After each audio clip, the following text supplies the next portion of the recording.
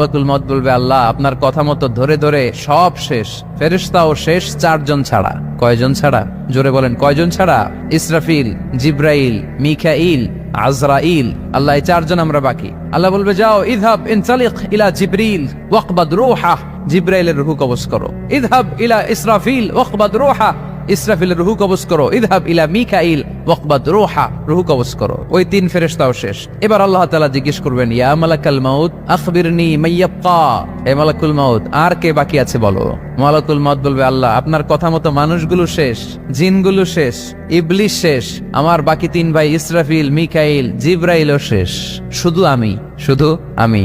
আল্লাহ বলবেন, কেউ নাই? মালাকুল মাউত বলবে, না আল্লাহ কেউ নাই। এবার আল্লাহ তাআলা বলবেন, মালাকুল মাউত তুমি তো সবাই রে মারছো, এবার তুমি মরো, এবার তুমি মরো, তুমি মরো।